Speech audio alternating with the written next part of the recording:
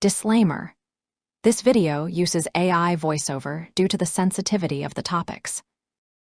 Sex and gender.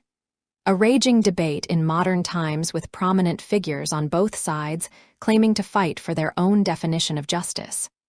However, seldomly is scientific research brought into the discussion. So what would be a scientific look into gender ideology, and what's our current understanding of gender dysphoria? Is gender really a spectrum? Let's find out in this video.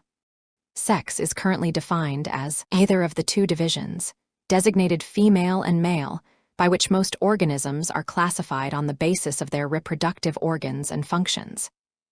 And gender is defined as a grammatical category or the literal exact same definition as sex, which is also given as a synonym. So already we've reached an issue, as it seems those two words are not separated in the dictionary. In fact, looking at most major languages, sex and gender literally have the same words practically everywhere except English and a few other exceptions.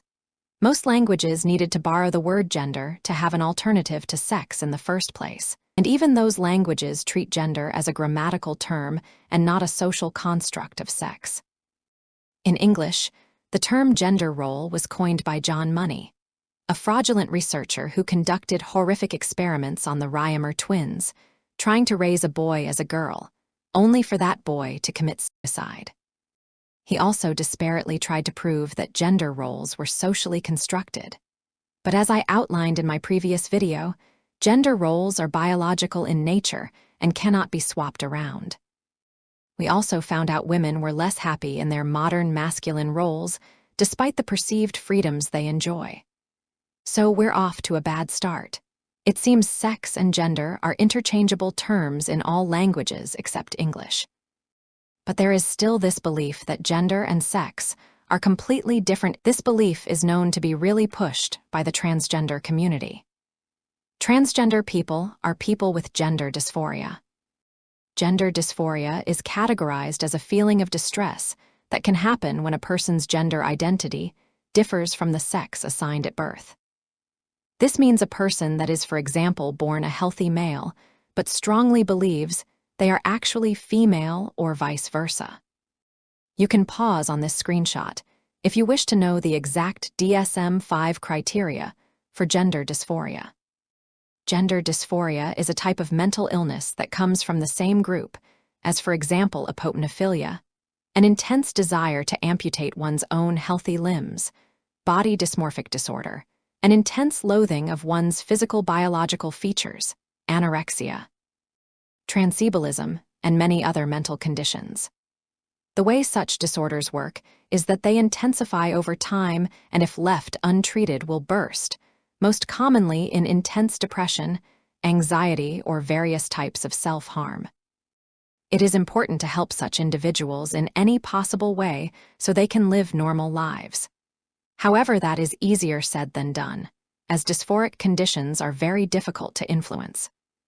For example, apopnophilia is only known to improve after actual amputation of a healthy limb, and gender dysphoria also seems to decrease after surgical intervention, as trans people report higher happiness after surgery in several studies.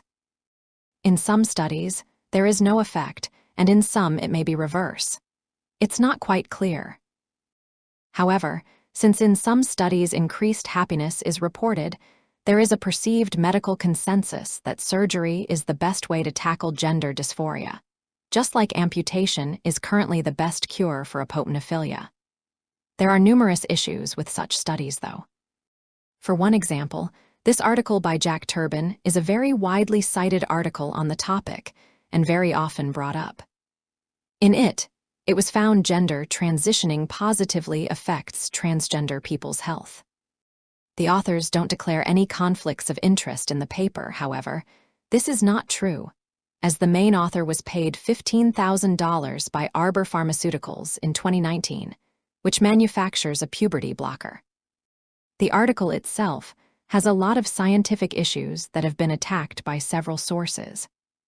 When it comes to other studies, reported increased happiness is first of all self-reported, second of all asked 6 months to a year after surgery, which is nowhere near enough to account for long-term issues, regret, or even simply growing out of gender dysphoria. Most studies do not conduct long-term happiness checks, but those are still all self-reported studies. If you measure something concrete, such as suicidal ideation, this study found that transgender adults after surgery still commit suicide 12 times more often than the general population. That doesn't sound like surgery solves the problem at all. Depression was also observed to increase in other long-term studies, and in all studies, transgender people are doing much worse than the general population. Of course, the main politically correct explanation is that transgender individuals are doing worse due to social stigma, bullying, and getting triggered by being misgendered, and similar factors.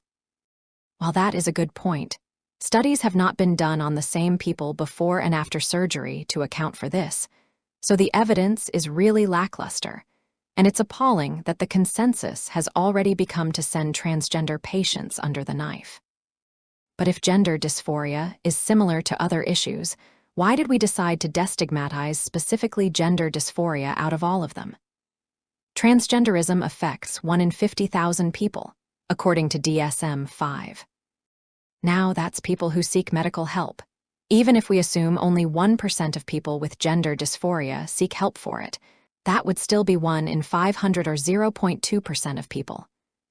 Why has specifically this become such a big deal in society, and why was it declassified as a mental illness, but other issues were not? I genuinely have no idea. I was not able to find any academically valid reason for this, other than simply bowing to the pressure of the widespread gender ideology in our culture. My best guess is that gender being on a spectrum sounds like it can encompass many people who don't have gender dysphoria, but maybe find one trait in themselves that isn't stereotypical for their sex. Thus, the idea becomes very liberating. But what do all those extra genders actually measure then? Differences in temperament are a very good point. Between genders, the big 5 personality traits overlap significantly, and it is definitely statistically possible to have some temperamental features of the opposite gender. Several other traits have completely natural variations within gender. And possibly gender ideology supporters know this and even use it as an argument for the existence of a gender spectrum. However, it's not really so that gender would be part of a spectrum, but more that the two genders have a spectrum. Animals have different personalities too. Not all male dogs act the same, for example, and neither do all male humans. And that's just natural variation of a gender. If you want to define a new gender, you would have to find consistent features of that gender, unique characteristics of a gender that you don't find in the existing two, unique psychology, unique hormonal or muscle and bone structures, and so forth. If you are 99% male but happen to be interested in makeup, you're just a man who likes a traditionally female field, but you're still a man, not a new gender. Just like if you are born with 3 fingers per hand, you don't collect everyone in the world with 3 fingers per hand and declare a new species of human. You're just a regular human with a finger mutation. There isn't really a need to define new terms, especially with such weak scientific backing. And this breakdown is just on the topic of temperamental differences. New genders can also measure other things completely unrelated to a gender spectrum. There's a long list of things that can explain the gender ideology with completely normal biological variation within a gender, and none of it justifies declassifying gender dysphoria as a mental condition.